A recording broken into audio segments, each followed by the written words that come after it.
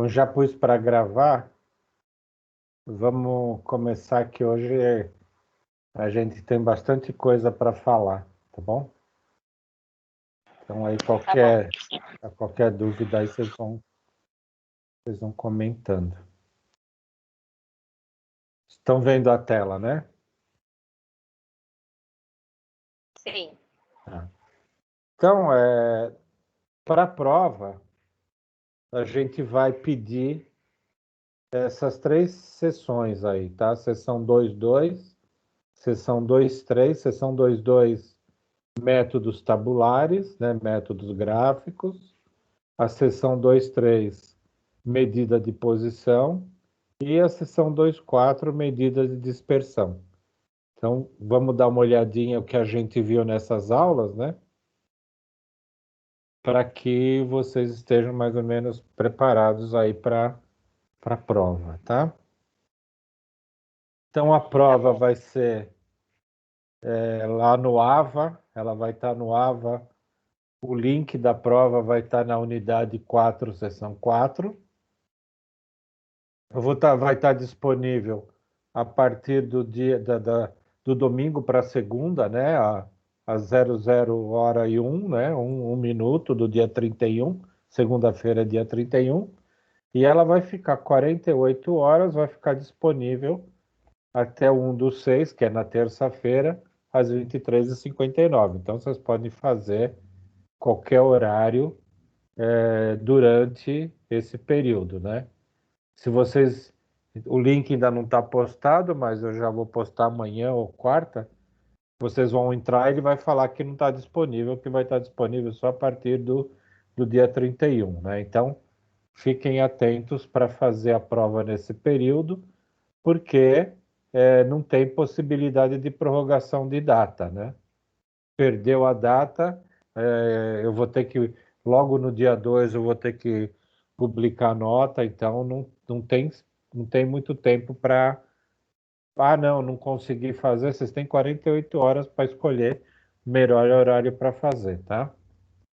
De qualquer forma, eu vou estar todos os dias, segunda e terça, das 19 às 21, vou estar no link, né? Então, ou no WhatsApp, qualquer coisa que vocês precisarem é só me chamar. Essa prova vai valer 4.000 pontos, são 10 questões, cada questão vale 400 pontos, né? Relembrando para vocês, para aprovação, vocês precisam acumular 6.000 pontos, né?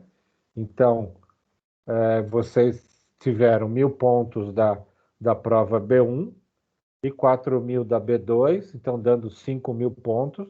Os outros pontos vocês têm que conseguir através das atividades do AVA, desafio nota máxima e tudo mais, né? Então, agora precisa de 6.000 pontos para passar. Desses 6.000 pontos, 1.500 tem que ser de prova. Então, se tirou 500 na prova B1, precisa tirar 1.000 pontos agora na prova, né? Nessa prova aqui, né? E para tirar 1.000 pontos, é acertar 3 ou 4 questões. 4 questões, 3 questões já dá 1.200, né? Então, de 10 acertar 3, tá? Então, é fácil ser aprovado. Agora, não adianta ter só as notas de prova se não tem as notas dos exercícios lá, né? Então, fazendo os exercícios para acumular ponto, tá bom? Da mesma forma, na prova de quinta-feira, teoria da administração, só que na quinta-feira, como vocês viram que eu passei no WhatsApp, a prova já vai ser na próxima quinta, né? Então, eles anteciparam a prova, tá? Então, a prova já vai ser na próxima quinta.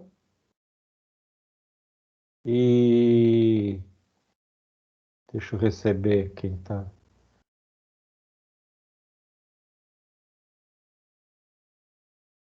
A prova já vai ser na próxima quinta, então ele vai estar disponível na quinta-feira, dia 27, né?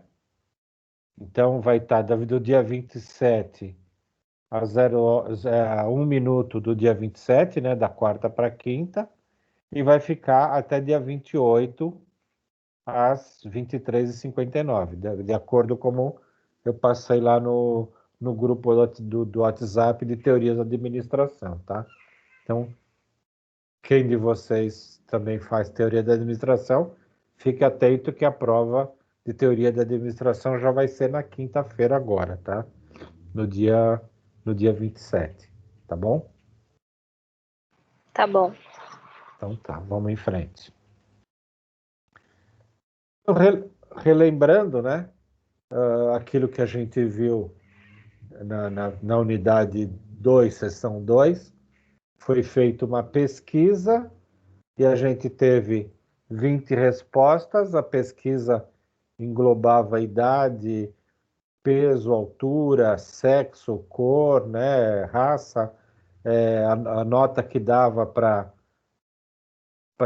o salário, a nota que dava se estava contente com a empresa e tudo mais, né?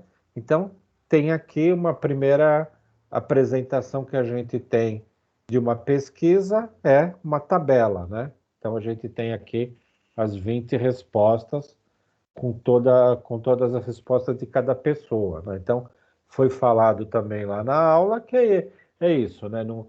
Olhando a tabela, você não consegue ter nenhuma definição, então a gente precisa, através da estatística, a gente tem algumas formas de começar a organizar os dados para poder entender um pouco essa pesquisa e poder ter formas para tomar alguma decisão, né?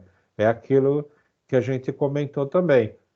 O administrador, ele precisa ter uma linha de, de trabalho, uma linha de informação para ele tomar decisão. Se ele receber uma tabela dessa, ele não vai conseguir tomar decisão nenhuma, porque aqui são 20 pessoas respondendo. Se a gente tivesse 30 mil, 50 mil, não tem como tomar uma decisão, você não sabe qual que é a tendência e tudo mais. Então, a estatística vai trazer algumas ferramentas para que a gente possa ter uma linha de atuação ou pensar como que a gente pode fazer, né? Então, a primeira coisa que a estatística traz para a gente é a distribuição de frequência. Então, a gente pode fazer algum tipo de inferência, a gente precisa organizar os valores e para entender, para ficar de uma forma mais simples, para se poder ter uma leitura melhor e o entendimento daqueles dados, né? Então, aqui a primeira coisa da distribuição de frequência, utilizou-se a faixa etária, né? Criou em cima daquelas 20 respostas, a gente chegou a pegar as pessoas que têm de 20 a 30 anos, então tem 6 pessoas, de 30 a 40, 5 pessoas, de 40 a 50, 4 pessoas, de 50 a 60, 5 pessoas. Isso aqui foi tirado em cima das 20 questões, tá? Que as 20 pessoas que responderam, tá? Proporcionalmente, né? Aí o que a gente faz?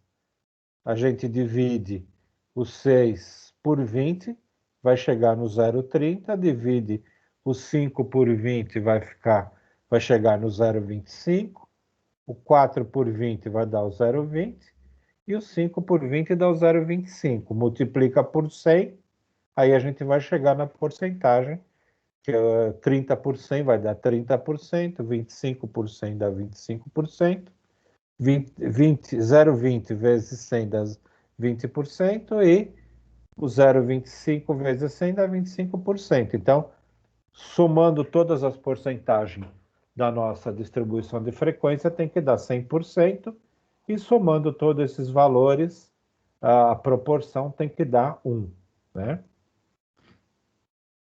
Lembraram disso?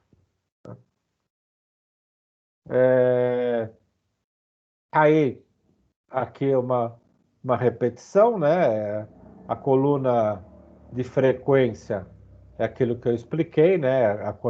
Aquilo que é extraído da pesquisa, né? Então, está aqui a distribuição de frequência, tá? A proporção, né, ela é feita, como eu comentei, 6/20, vai dar o 0,30, e para todos os outros valores, tá? A porcentagem é multiplicar a proporção vezes 100, vai dar o 30%, e para todos os valores também, tá? E a proporção tem que dar aqui sempre 100.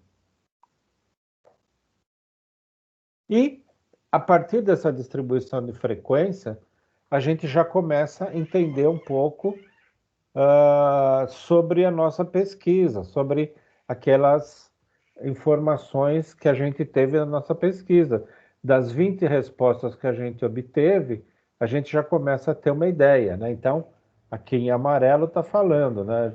Nós podemos afirmar que a faixa etária de 20 anos, está aqui, ou mais ou menos 30, né? De 20 a 30, né?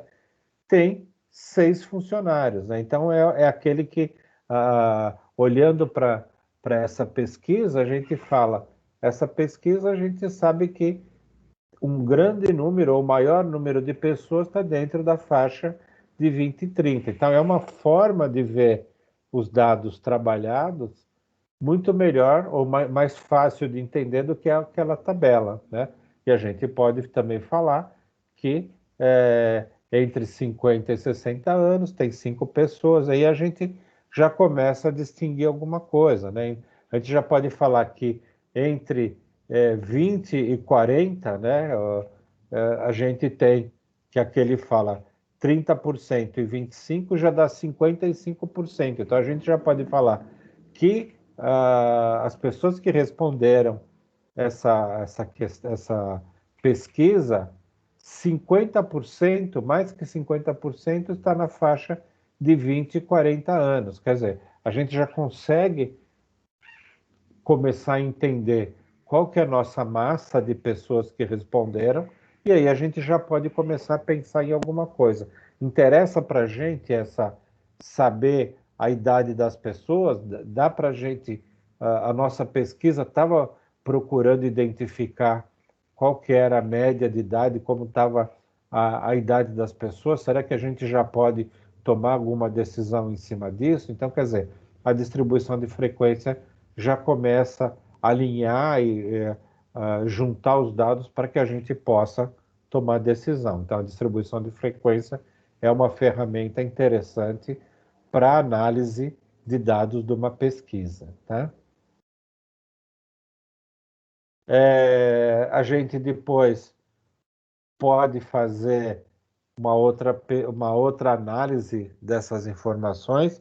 Aqui em cima da coluna B, que a coluna B ela é peso, né? Então, a partir daqui, a gente pode chegar a algumas conclusões baseado no peso das pessoas, né?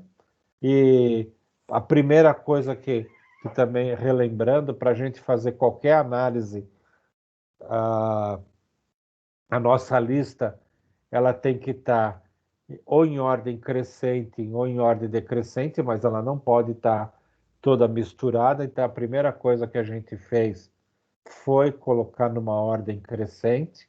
Então, o peso menor é 57, o peso maior é 93, e aí a gente tem os pesos intermediários. Mas sempre que a gente for fazer alguma análise, os valores precisam estar em ordem crescente. Isso você tem que ficar bem atentos, né?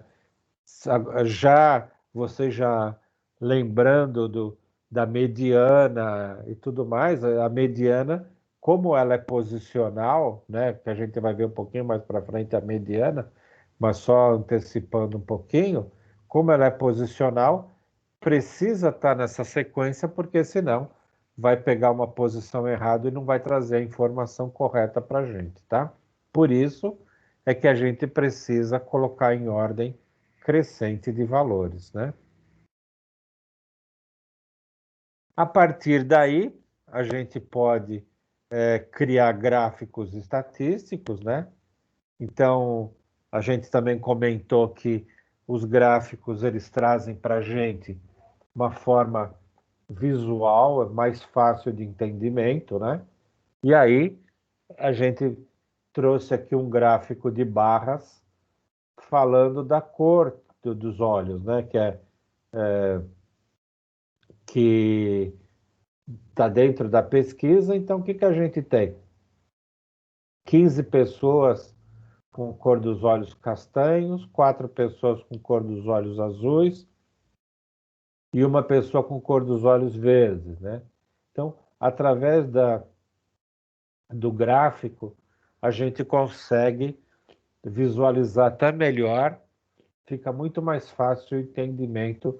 A gente bate o olho, a gente já visualiza. Então, uma dica, né, para vocês, quem não conhece, não sabe utilizar a parte de gráficos no Excel, começa a estudar, porque nas empresas pedem bastante, né? Na hora que você vai procurar emprego, o pessoal vai perguntar se você sabe fazer gráficos, porque as empresas trabalham muito com gráficos em reuniões e apresentações e tudo mais.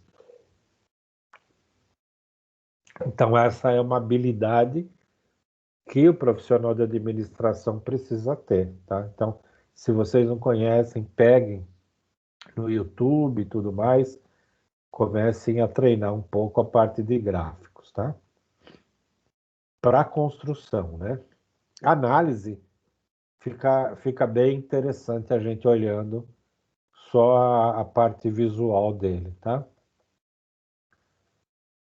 Aí a gente tem o gráfico de pizza, né? Falando na linha de porcentagem, né? Sempre tem que dar 100% aqui, né? Se a gente, toda a somatória da porcentagem tem que ser 100%.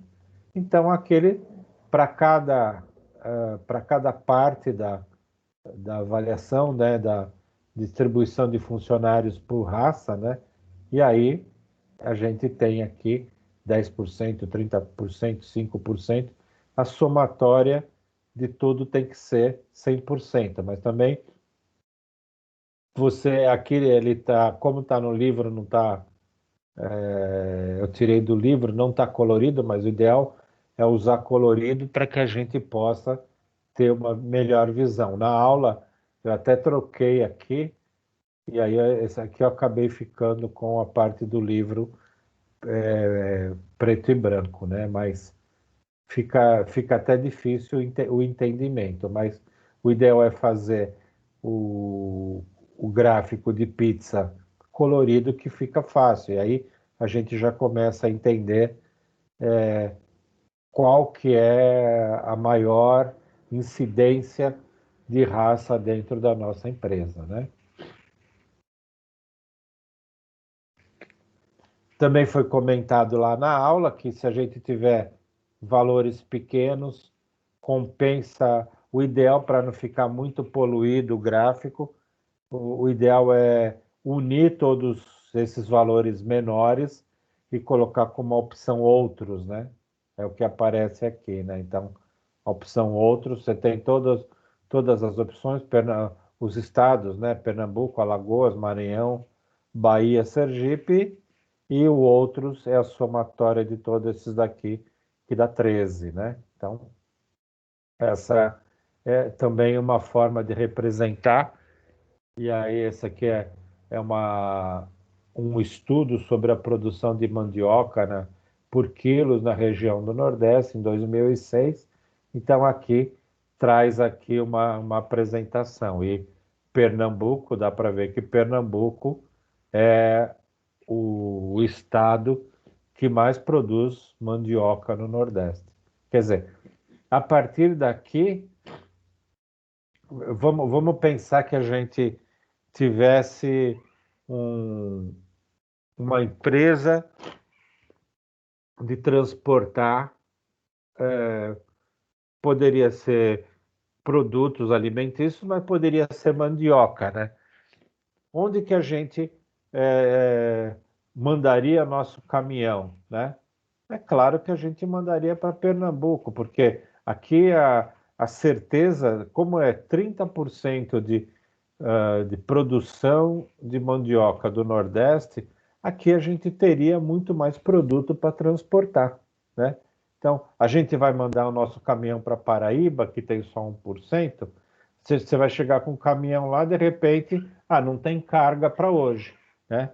Então, a importância de você fazer uma análise de dados e tomar decisão da sua empresa é isso, né? Eu quero montar uma fábrica de produção de farinha de mandioca, né? Onde eu vou colocar essa fábrica?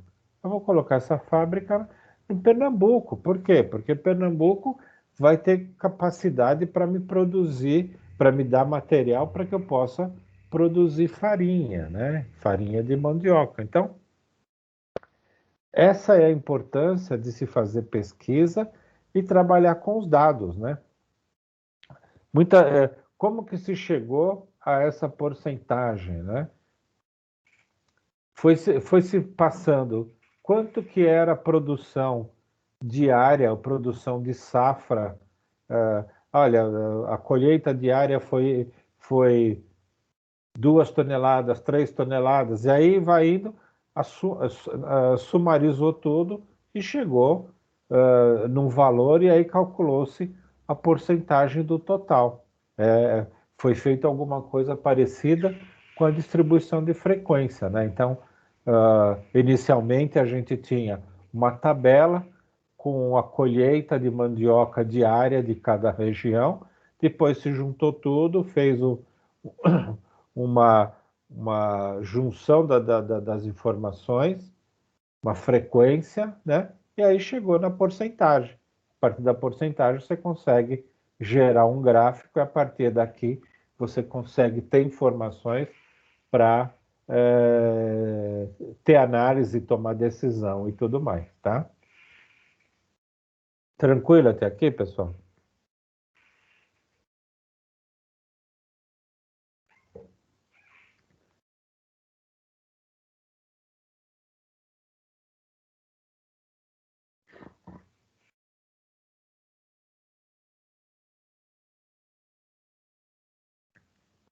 Bom, outro ponto que a gente abordou também lá na unidade, né, foi os pontos médios. Então, a gente sempre tem o ponto mínimo e o máximo de cada situação, né?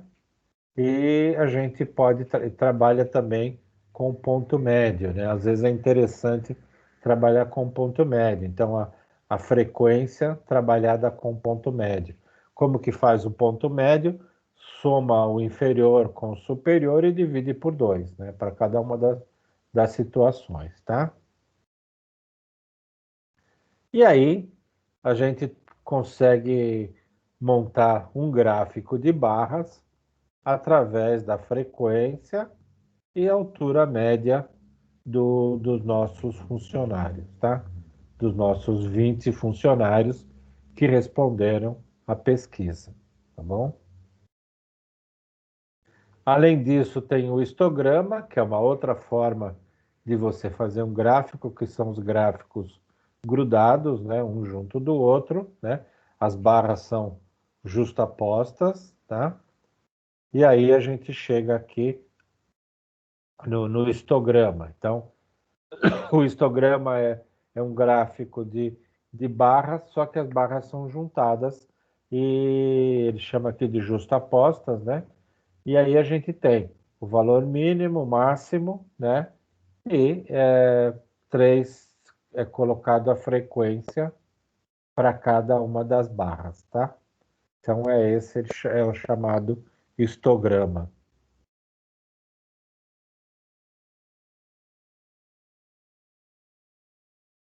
Tranquilo essa primeira parte de gráficos de frequência, pessoal? Sim, professor, tá bem tranquilo. Eu Tranquilo, lembro né? bem dessa aula que o senhor Ah, passou. que bom, que bom. Então tá bom. Então dá para a Mislene, você já tinha assistido essa aula ou não?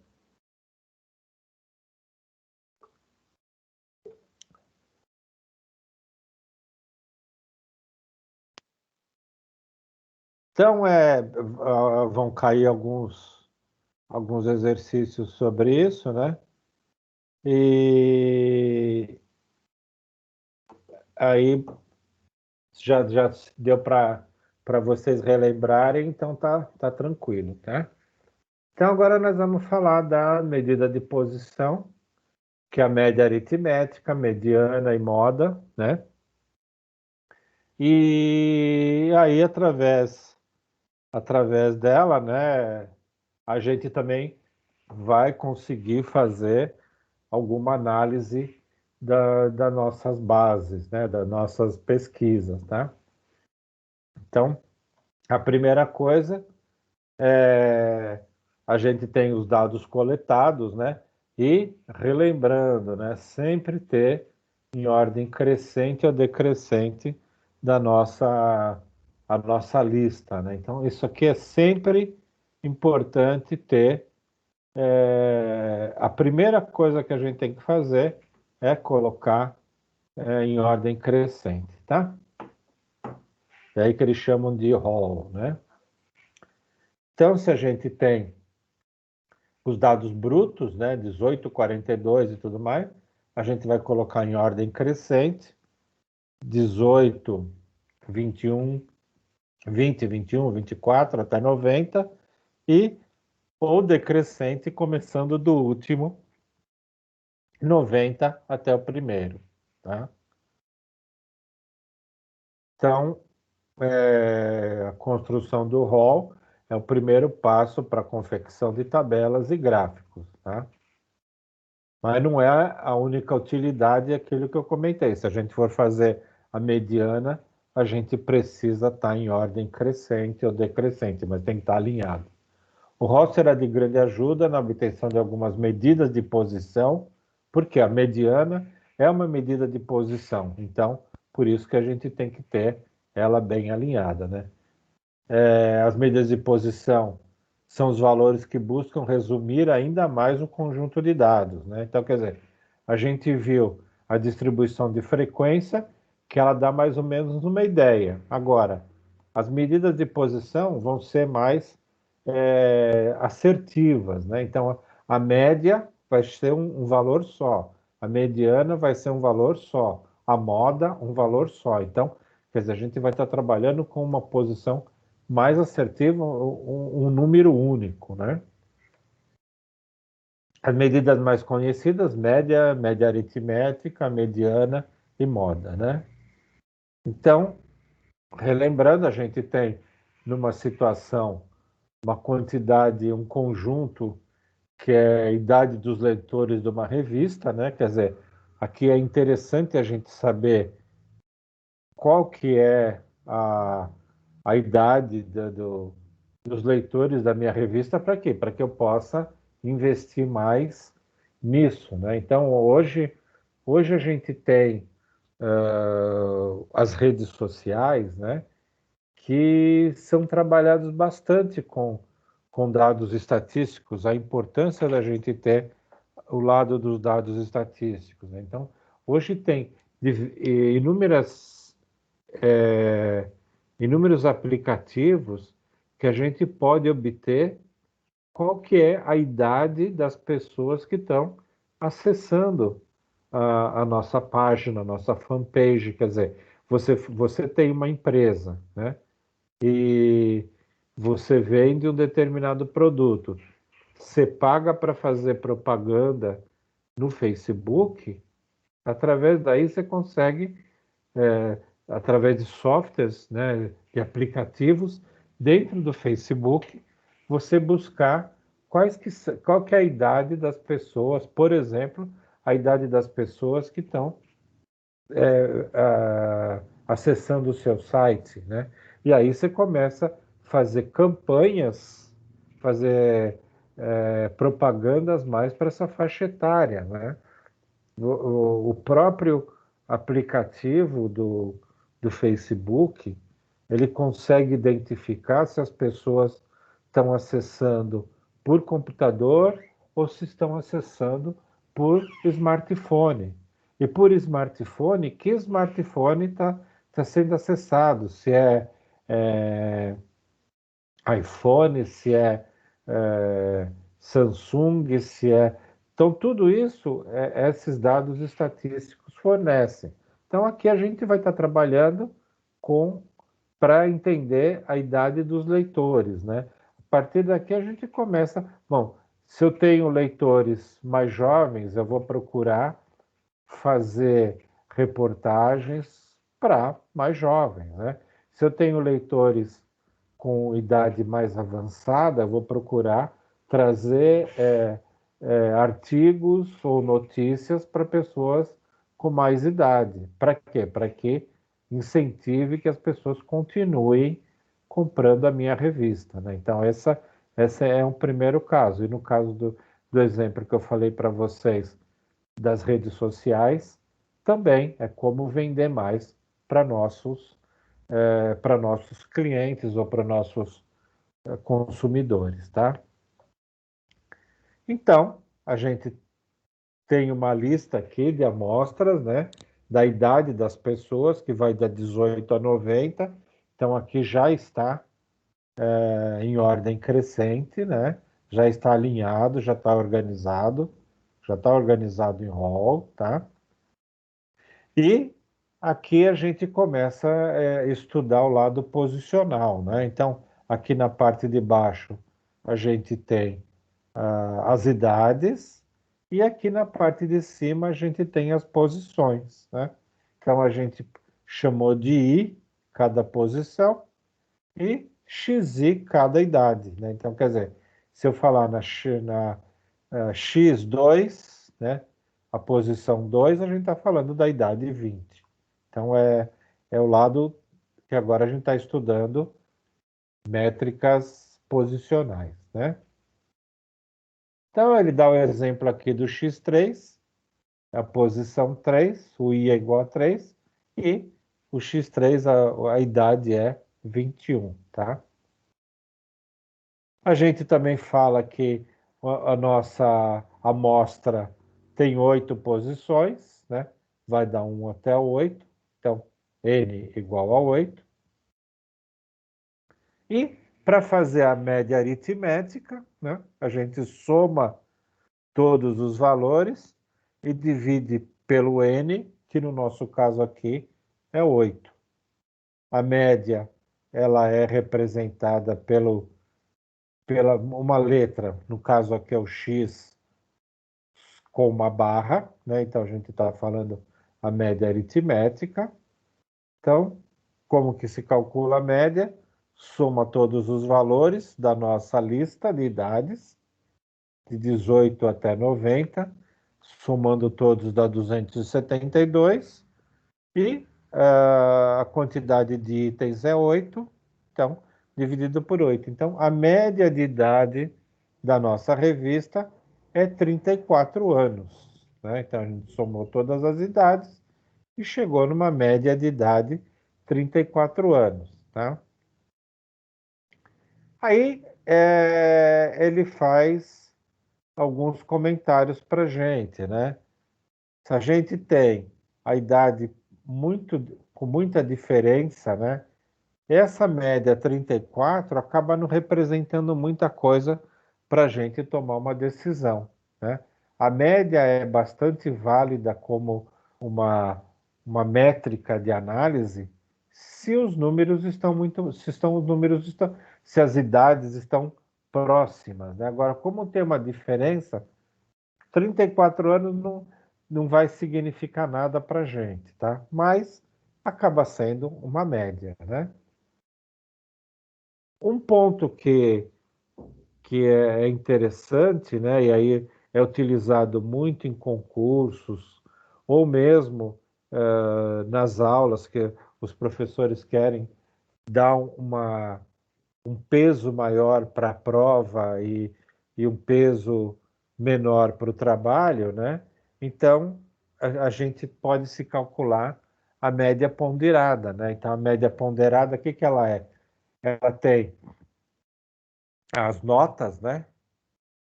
E tem trabalho 1, prova 1, trabalho 2, prova 2. Você tem aqui as notas. E para cada atividade, você tem um peso, né?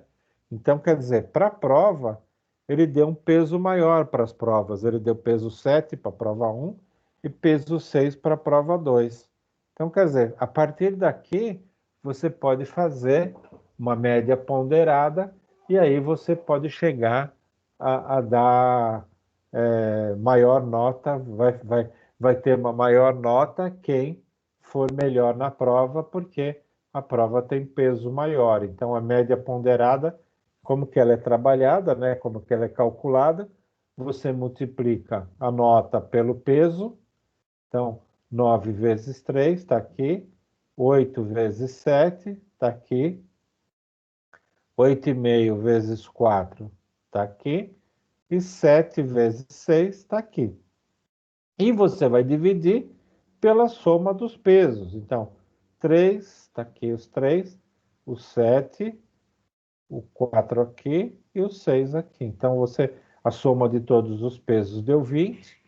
A soma dessa multiplicação da nota pelo peso dá 159. E aí a gente chegou numa média ponderada, média aritmética ponderada, que ele chama de XP, o P de ponderada, né, a média ponderada, 7,95. Então, se vocês olharem aqui, o aluno tirou notas diferenciadas, mas ele ficou com uma média ponderada 7,95 porque teve o peso das provas, né? Então, nos trabalhos ele tirou nota mais alta, mas nas provas também não foi tão ruim, mas o peso das notas acabou reduzindo um pouco o trabalho, a nota dos trabalhos, né? Quer dizer, ele tirou 9 no trabalho, mas ficou com uma média 7,95. Por quê? O trabalho não tem um peso tão alto como a prova. Então, a média ponderada ela é trabalhada aqui. Então, como eu comentei também para vocês no dia que a gente discutiu isso, né? Nos vestibulares, no Enem, trabalha-se muito com a média ponderada, né? Quer dizer, dependendo da faculdade federal, ela vai dar mais peso para quem foi melhor na redação. Se você vai fazer um curso de exatas, você vai ter um peso maior para quem foi melhor na prova de matemática. Então, lá eles utilizam todo o lado da média ponderada. Ainda tem outros casos, né? Eles classificam as questões como mais difíceis e mais fáceis, e aí tem todo o lado do peso, mas tudo ali é calculado em cima de média ponderada, tá? Então, a média ponderada é isso. Você tem pesos para as notas, no caso, e você faz a multiplicação e depois divide pela soma dos pesos. Aí que a gente está falando da média aritmética ponderada. Tá? A mediana, né? A mediana ela é calculada posicional, né? Então, ele traz para a gente aqui o lado de valores, né? De valores de salários dos funcionários, e a gente está falando esses salários de funcionários de 840 até 2.800, né? Esses valores aqui vão trazer uma média de 1.250. Então, como que ele fez para calcular a média? Somou todos e dividiu por 7, porque a gente tem 7 elementos. Então, somando todos, dividir por 7 vai dar uma média de 1.250. Da mesma forma que foi comentado da idade, né? A gente, o 1.250 acaba ficando meio estranho, assim, você tem 840 para 280. Então, o que a gente pode fazer? A mediana, ela pode trazer uma melhor representação do conjunto. Então, a primeira coisa que a gente tem que fazer aqui, a gente tem os valores fora de ordem, né? A primeira coisa, a gente precisa colocar numa ordem para se calcular a mediana, né? E aí depois a gente tem algumas regras, né? Então, quais são as regras? Quando a quantidade é ímpar, a gente tem o caso da quantidade ímpar e o caso da quantidade par do conjunto. Então, se tem 7 elementos, a gente tem uma quantidade ímpar. Se tem 8, a gente tem uma quantidade par de elementos, né? Então, a partir daí, a gente tem duas regras para serem tratadas, tá? Então, no nosso caso, a gente tem 7 elementos, aqui a gente já foi colocado em ordem, né? Então, como que ele calcula? Como que é feito o cálculo, né? Ele pega quando o número é ímpar, né? Então, a gente pega o número de elementos mais 1 e divide por 2. Então, a gente tem 7 elementos, mais 1 dá 8, dividido por 2 dá 4, né?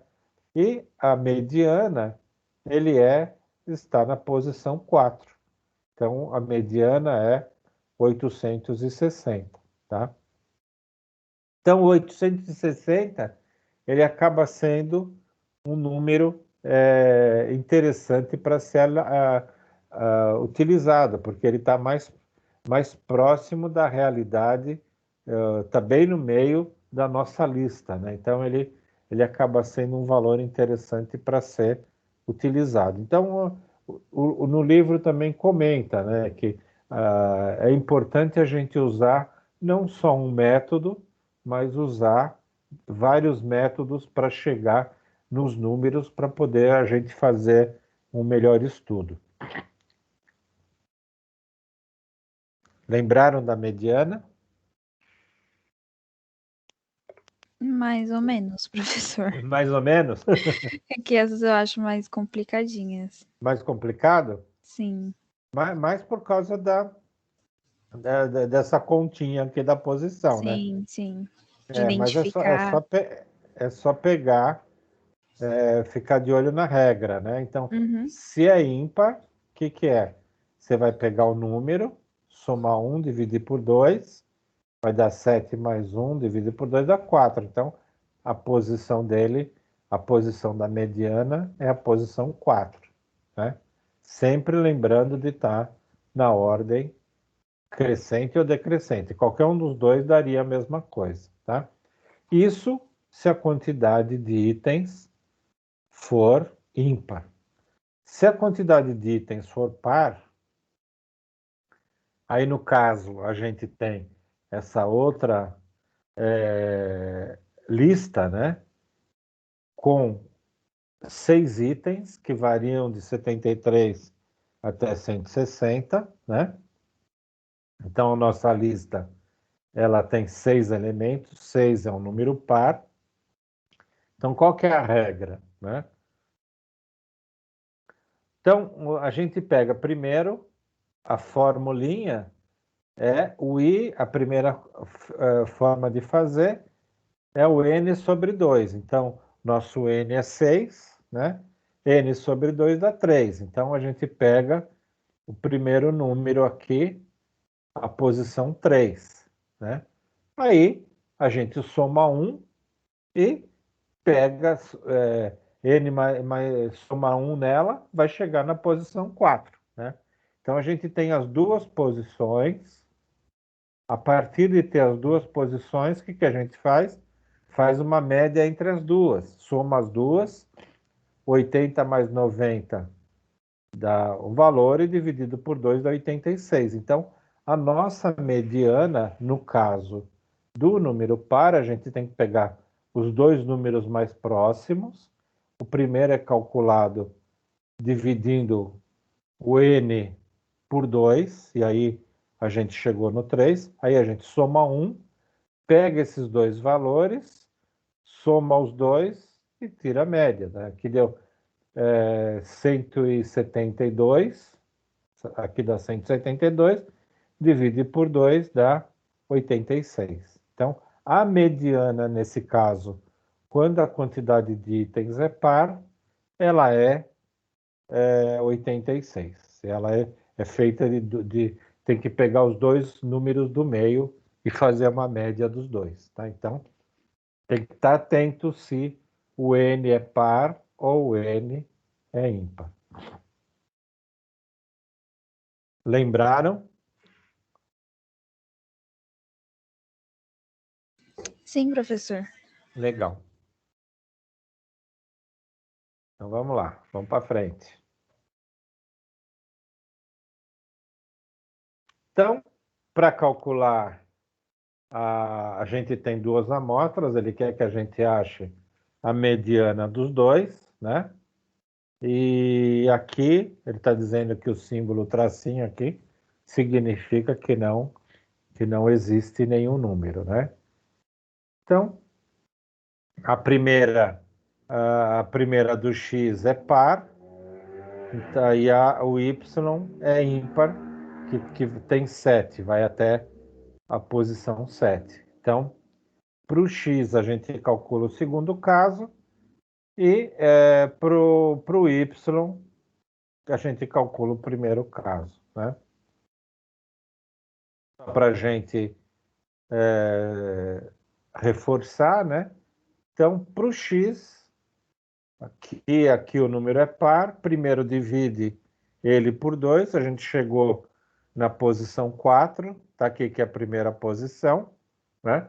E aí soma 1 dá a quinta posição, e aí a gente vai somar o 144 com 148, divide por 2 dá 146. Então, a mediana dessa amostra X é 146, que é a somatória da posição 4 e posição 5, dividida por 2, a média das duas, dá o 146. No caso da mediana da sequência Y, como a sequência Y é ímpar, posição 7, né? O que a gente faz? A formulazinha é o n mais 1 dividido por 2. Então, é 7 mais 1, 8 dividido por 2 dá 4. Então, a mediana da sequência Y é a posição 4, que é 543. Tá? Se a gente fosse calcular a média na sequência X, somaria todos esses valores e dividia por 8. Se fosse calcular a média da sequência Y, somava todos os valores e dividia por 7. Então, a gente pode ter a média e a mediana das duas sequências, tá? E a moda, né, aquilo que a gente é aquilo que aparece mais na nossa pesquisa, né? Então, aqui a gente tem todos os apontamentos falando de raça, né? E a gente cria uma frequência, né? Então a gente coloca aqui, cria uma frequência, e aquela que aparece mais é a moda, né? E aqui fica fácil para a gente lembrar que é aquilo, né? Se a gente pensar na roupa, na moda, é aquilo que todo mundo usa, né? E no nosso caso, na estatística, é aquela que aparece mais. Então, a raça parda tem 7, ela é a moda da nossa sequência, tá? Dessa sequência aqui que foi apresentada na nossa pesquisa, tá? Aquela é só estabelecer a frequência, aquela que tiver mais, ela vai ser a moda, tá? Também não é difícil calcular a moda, né?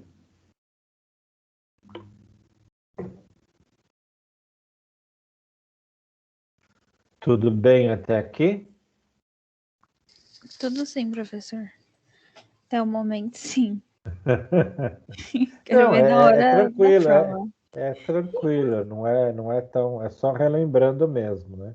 É um pouquinho mais de teoria, mas é relembrando aí, né? Sim.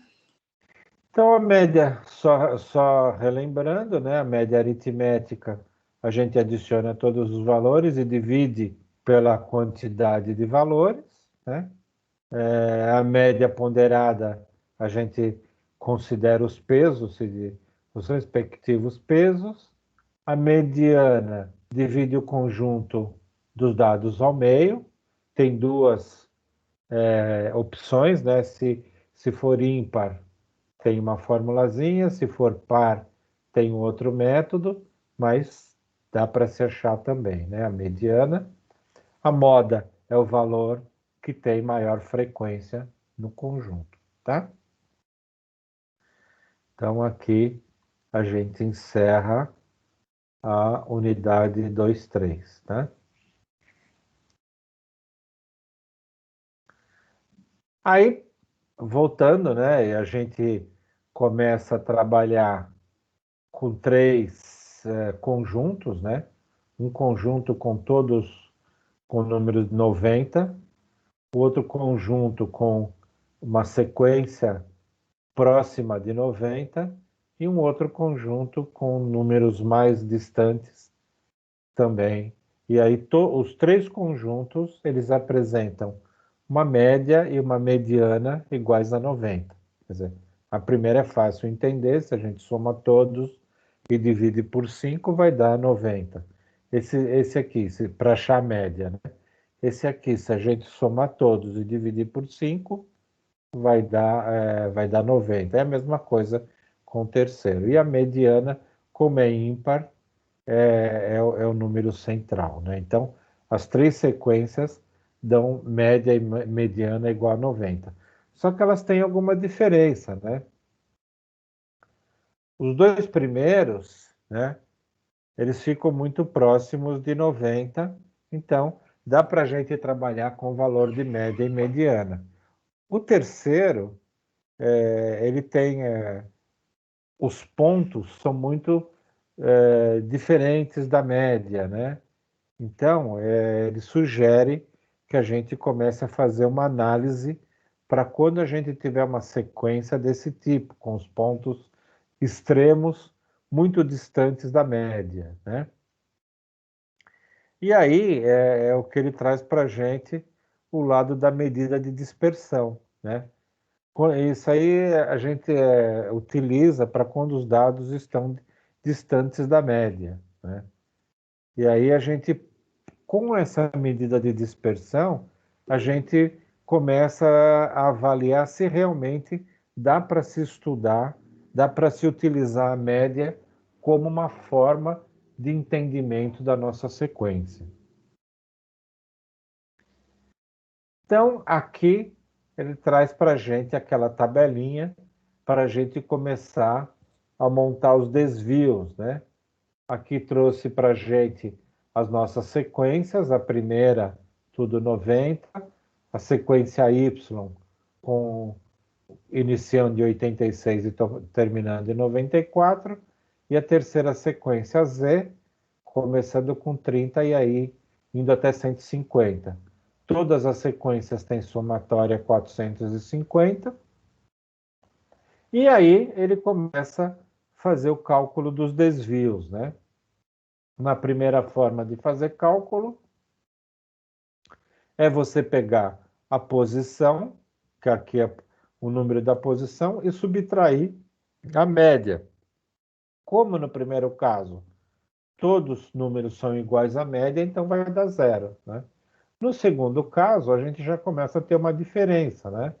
Só que a gente tem uma diferença do número para a média, tem valores negativos e valores positivos, se somar vai dar zero, então um anula o outro, né?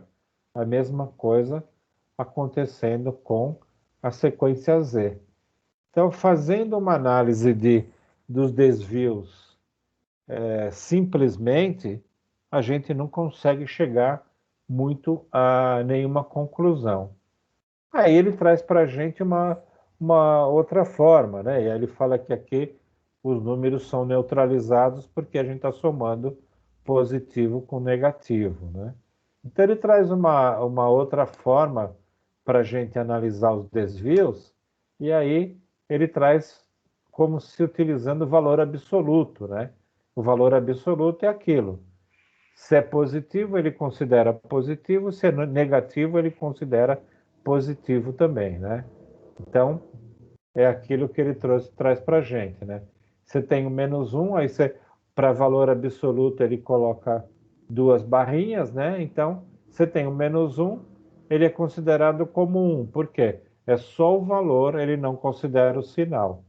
Para o 2, né, o número 2, ele é positivo, ele considera só o valor positivo, então é o 2 mesmo. E o 0 também ele considera como o valor 0 mesmo. Tá? Então, vai se trabalhar aqui só com os números positivos, ele não considera o sinal.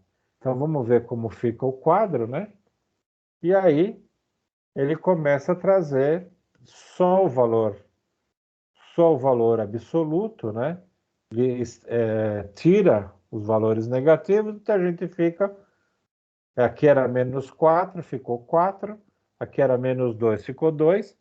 E aqui era 2 e 4 mesmo. Então, somando esses valores, a gente ficou com 12. O primeiro, somando todos os zeros, vai ficar com 0. E no terceiro caso, o caso do Z, a mesma coisa. Aqui era menos 60, aqui era menos 30. Ele usou só o valor absoluto, porque a diferença está dentro de barras, né, que é o valor absoluto. A gente chegou na somatória 180. Então, a partir daqui, a gente já consegue fazer algumas análises, né? Então, o que ele traz aqui? Que o desvio médio, né? Desvio médio, o que ele é calculado? Ele é calculado sobre a somatória do valor menos a sua média absoluta. Então, é esse valor aqui, somando todos, né? Somando todos os valores, somando todos os valores.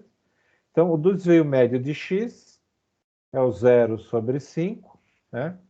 O desvio médio de y é a somatória de todos, é o 12 sobre 5, né? E o desvio médio de z é o 180, que é a somatória de todos os valores sobre 5. Então, aqui a gente já chega, já começa a ver. Eu tenho um desvio médio 0, ele é bem próximo. 2,4 não é tão distante, mas a partir do momento que eu tenho um desvio médio de 36, a gente já começa a falar, poxa, essa sequência ela apresenta números bem distantes. Então, o desvio médio já acaba sendo uma linha de começar a entender qual que é a dispersão, né?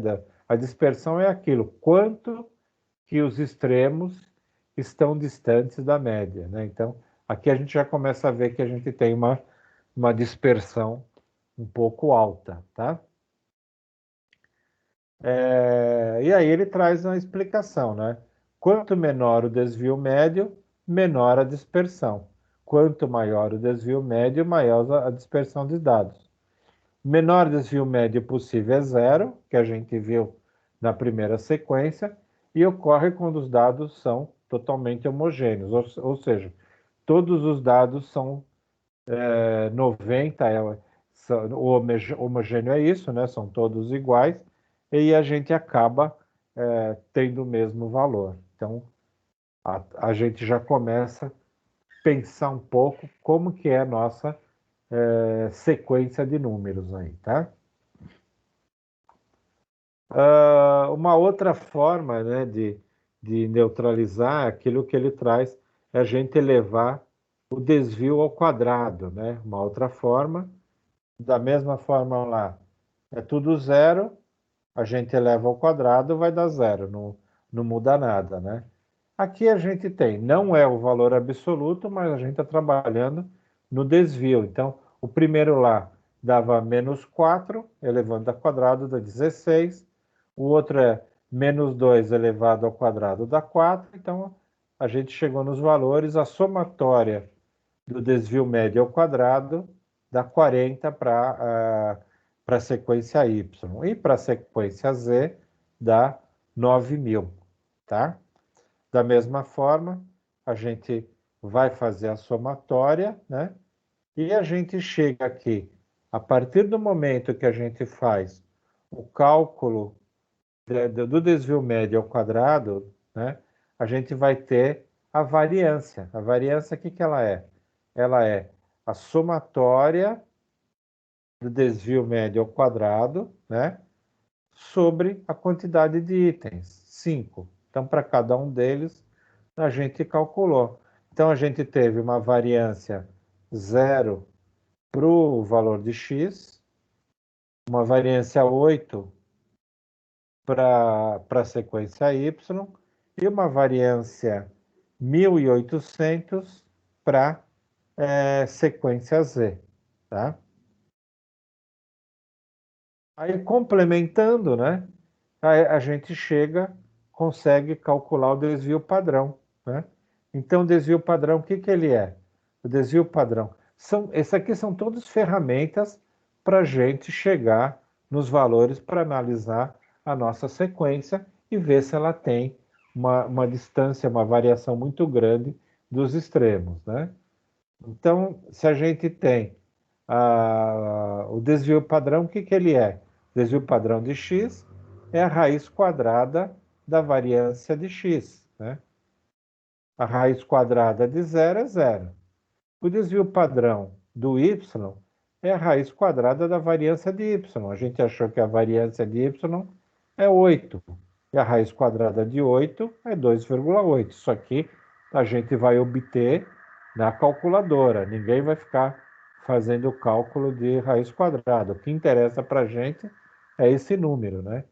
E a mesma coisa, o desvio padrão da variância de z é raiz quadrada de 1.800, que dá aproximadamente 42,4. Então, o desvio padrão é uma outra medida para a gente começar a calcular a, a dispersão dos números, tá? Aí a gente chega, o desvio padrão 2,8 é pouco ou é muito, né? E aí a gente precisa, é passado para a gente uma tabela para saber isso, né? Então, através do desvio padrão, a gente vai calcular o coeficiente de variação. Então, que ele é chamado de CV. Então, é uma medida de dispersão definida como razão entre o desvio padrão e a medida de um conjunto de dados. Então, está aqui. Aqui vocês estão vendo que é sempre uma sequência, né? A gente calculou a variância, da variância a gente calculou o desvio padrão, e aqui, do desvio padrão, a gente vai calcular o coeficiente de variação, tá? Então, como que é o coeficiente de variação? A gente tem o desvio padrão dividido pela média. No primeiro caso é zero, que a gente calculou no slide anterior, 0 sobre 90. O coeficiente de variação do y, o desvio padrão sobre a média, que é 0,031. O desvio padrão a gente calculou no slide anterior. E o coeficiente de variação do z, ele é o 42,4 dividido pela média 90, que é aproximadamente 0,471. Agora, através do coeficiente de variação, a gente vai calcular a porcentagem. A gente chegou nesses valores, multiplica por 100%, e a gente vai chegar na porcentagem para saber qual que é o coeficiente de variação, né? Então, a gente tem o coeficiente de variação da sequência y, a gente 3,1. O coeficiente de variação da sequência z é 47,1. E aí, o que a gente tem? Aí ele apresenta uma tabela para a gente. Para ter uma baixa dispersão, o coeficiente de variação tem que ser menor que 15. Então, Então, a gente tem 3 medidas, né? Baixa dispersão, o coeficiente de variação menor que 15%, média dispersão está entre 15 e 30, e alta dispersão, o coeficiente é maior que 30%, tá? Então, se a gente lembrar das nossas sequências, né? A primeira sequência que a gente teve o coeficiente de variação 0, que é a primeira sequência, aquela sequência x, que todos eram 90, né? Então, ali só pode dar 0 no meu coeficiente de variação, não tem variação nenhuma. Todos têm o mesmo valor. A segunda sequência, que a gente tinha aqueles valores próximos da média, 84, 86, próximos da média, a gente tem um coeficiente de variação 3,1. E o 3,1 ainda é menor que 15, então a gente está falando que tem uma dispersão baixa.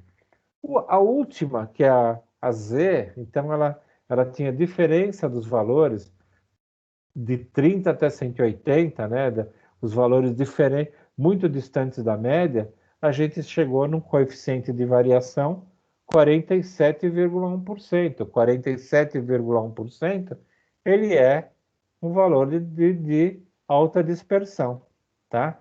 Então, a gente precisa, na maioria das vezes, calcular o coeficiente de variação, chegar nesse percentual, para depois ver se ele é alta dispersão, média dispersão ou baixa dispersão. Para que isso, né? Para saber se aqueles valores que a gente obteve, se tiver com valores muito distantes, a média não vai representar muito para a gente. É aquele exemplo da idade, né? Que a gente fez a média. A gente tem pessoas com 20 anos e pessoas com 90. A gente calcula uma média, chegou no 34. Tá bom, mas o que eu faço com a média da idade? Não representa nada para mim. Se eu quero saber qual é a média da idade das pessoas que utilizam, acessam minha revista, que para eu criar mais artigos e tudo mais. Se é muito variado, a idade não é uma representatividade para mim.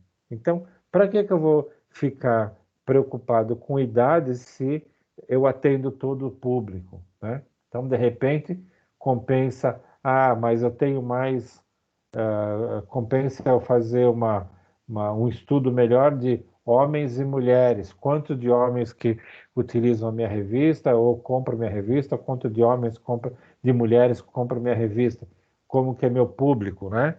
Então, ou mesmo classe social, né?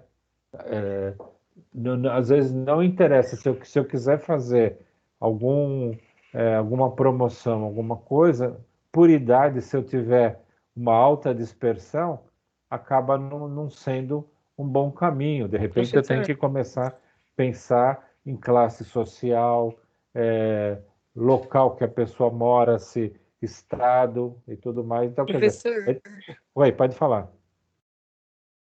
eu me perdi um pouquinho, não entendi como que calcula o coeficiente de variação. O coeficiente de variação, vou voltar, tá? Sim, eu não entendi. Tá bom. Então, ó, é toda uma sequência, tá? A primeira coisa que é para a gente chegar lá, o que a gente tem que fazer? A gente tem que começar com o quadrado, calcular o quadrado do desvio, né? Então, o que é o desvio? A gente pega a posição, né? Menos a média, então para cada uma delas, né? A gente tem a posição menos a média e eleva o quadrado. Então, a primeira coisa é o que a gente fala aqui é calcular o quadrado do desvio. Aqui tudo bem? Sim, até aí tudo Tudo bem, né? Então, o que eu fiz? Eu calculei o quadrado do desvio e somei, tá aqui. Aqui dá zero, somei todos, dá zero. Aqui deu 40, somando todos. E aqui, somando todos, deu 9.000. Então, eu calculei o quadrado dos desvios, a somatória, tá? Aí, com esses valores, eu vou calcular a variância. A partir daquela tabela, agora eu vou calcular a variância. O que é a variância? é a somatória do desvio ao quadrado, tá aqui, ó, todas as somatórias, tá? Dividido pelo número de termos. A gente tem 5, então eu peguei a primeira, para o x, eu calculei 0 sobre 5 deu 0, a variância da sequência y, a somatória deles dividido por 5 deu 8, tá? E no z, somei todos, deu 9.000 sobre 5. Então dá 1.800. Então, o primeiro passo é calcular o desvio ao quadrado. A gente calculou. Calculou a somatória. A partir da somatória, a gente acha a variância. Então, o segundo passo é calcular a variância, tá? Até aqui tudo bem? Sim. Tá. Esse sim já foi mais baixinho. Tudo bem, Não, é né? que aqui em casa é um pouco de barulho, eu falo e já coloco Tá. no mudo. Tá bom. Então, eu calculei a variância. O terceiro caso é calcular o desvio padrão. O desvio padrão, ó, ele utiliza a variância. Eu até trouxe aqui para repetindo, né? Então, eu calculo o desvio ao quadrado, depois eu calculo a variância. Com o valor da variância, eu vou calcular o desvio padrão, tá? Então, o desvio padrão está aqui. A fórmula dele é a raiz quadrada da variância. Então, para cada um deles, o x, o y e o z, eu pego os valores calculados na variância e vou calcular o desvio padrão, tá? Raiz quadrada de 0 é 0, raiz quadrada de 8 é 2,8, como eu falei, aqui é calculadora, não tem nada de calcular na mão, e raiz quadrada de 1.800, 42,4, tá? Morreu, calculei o desvio padrão, tá? Então, calculei a variância, agora, com o valor da variância, calculei o desvio padrão, com o valor do desvio padrão, eu vou calcular o coeficiente de variação. E o coeficiente de variação, como que ele faz? Ele é o desvio padrão sobre a média, tá? Então, o desvio padrão nós calculamos no slide anterior. A média vem vindo desde o início lá, 90, 90, tá? E aí eu cheguei no coeficiente de variação, que aqui é um número, e eu vou chegar nele num percentual, tá? Então, para calcular, transformar o coeficiente de variação num percentual, eu multiplico por 100, né? Então, o primeiro é 0, eu multiplico por 100, vai dar 0%. O segundo é 0,031, multiplico por 100, dá 3,1. E no terceiro caso é 0,471, multiplico por 100, dá 47,1%. Tá bom, eu cheguei nesses percentuais, mas e aí? É muito, é pouco, é bastante? Então, a estatística nos dá uma tabela. Então, ela fala, se o coeficiente de variação for menor que 15, a gente tem uma baixa dispersão. Se ele tiver entre 15 e 30, a gente tem uma média dispersão. Se ele tiver maior que 30, ele tem uma alta dispersão. Então, o que é baixa, média ou alta dispersão? Baixa dispersão é que toda a nossa sequência, os valores estão próximos da média, né? A média dispersão é que está um pouquinho distante, mas ainda pode ser aceitável.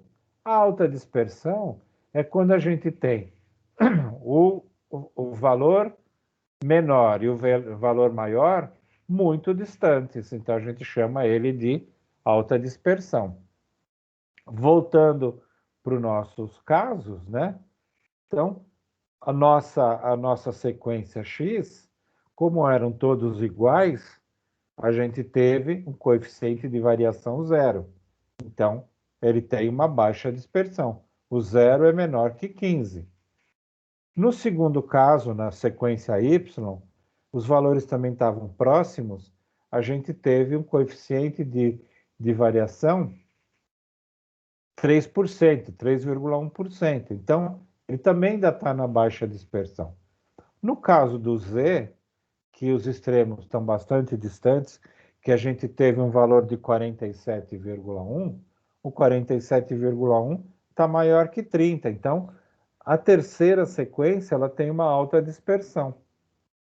Para que é calculado a baixa, média ou alta dispersão?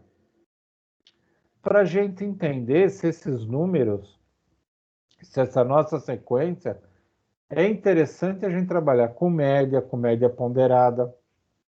Para quê? Muitas vezes não existe uma representatividade para a gente, tá?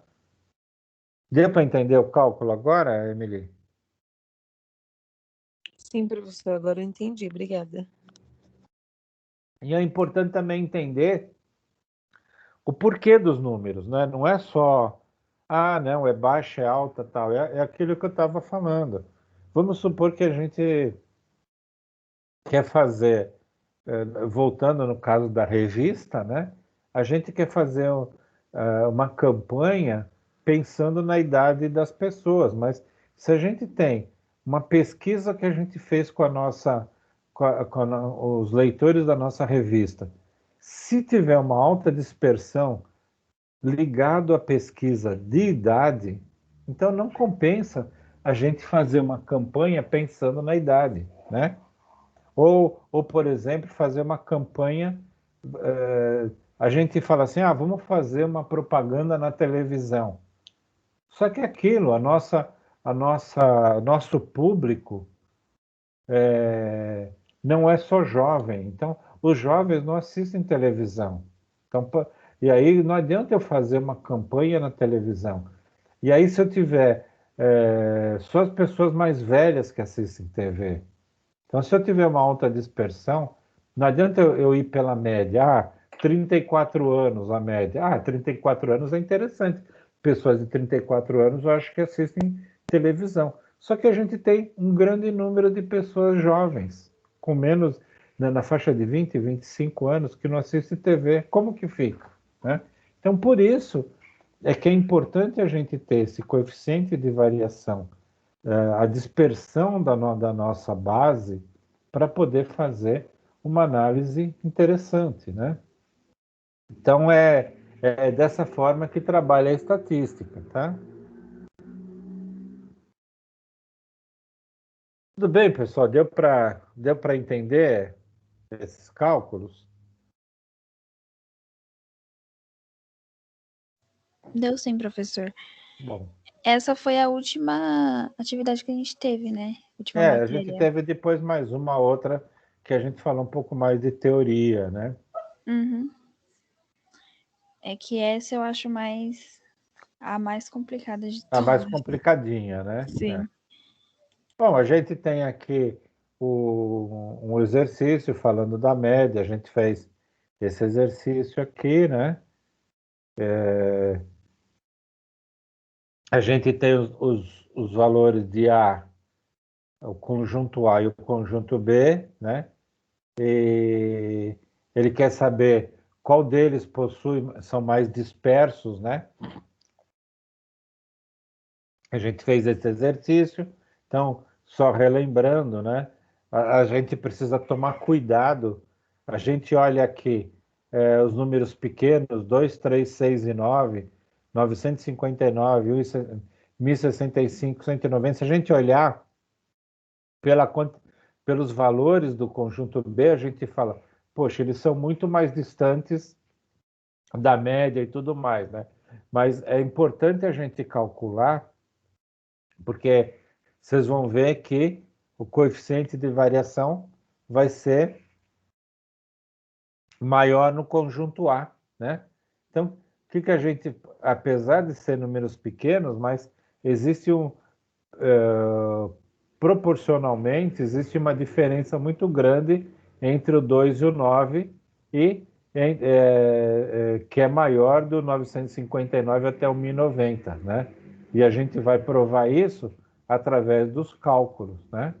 Então, a média, primeiro vamos calcular a média, né, do conjunto A. Então, soma todos, divide por 4, 2, 3, 6 e 9, a média deu 5, né? Do conjunto B, soma todos, divide por 3, a média deu 1038.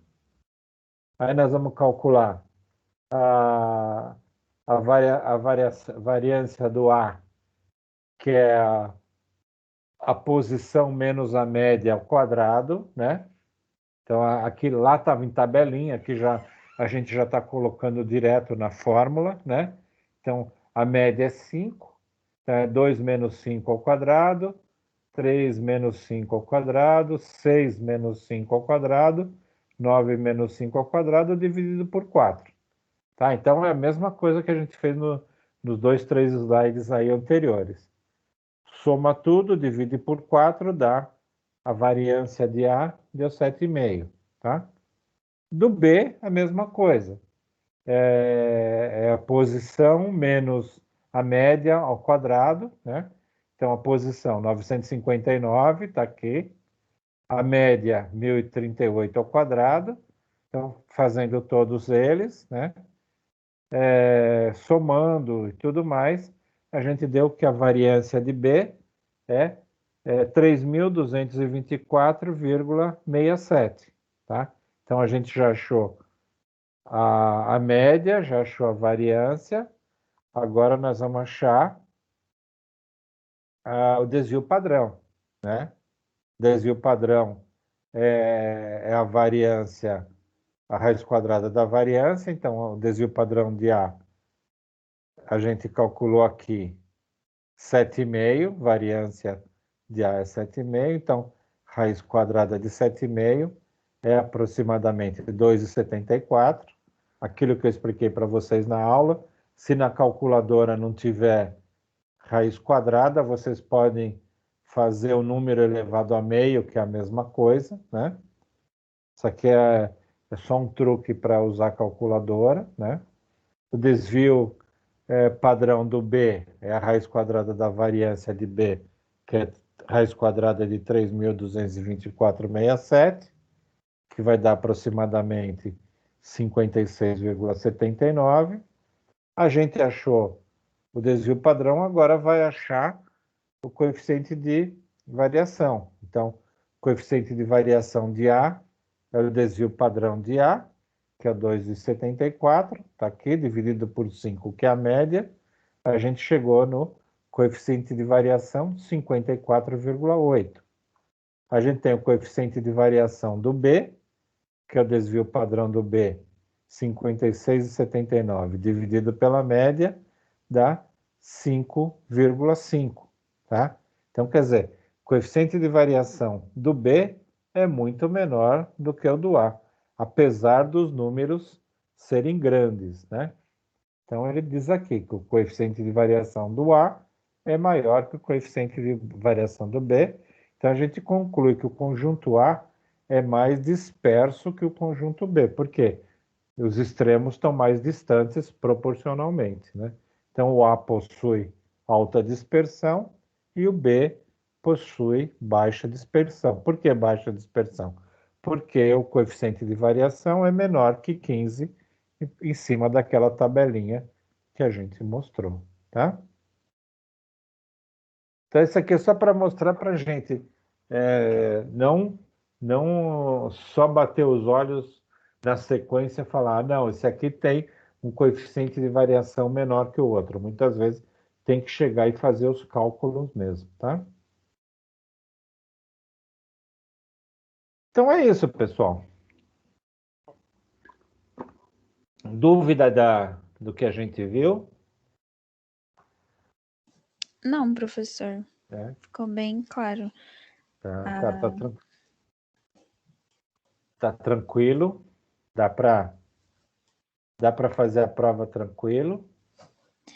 Revisando dá. Tá. Vocês vão ter tempo para fazer, vai dar um tempinho para fazer, qualquer coisa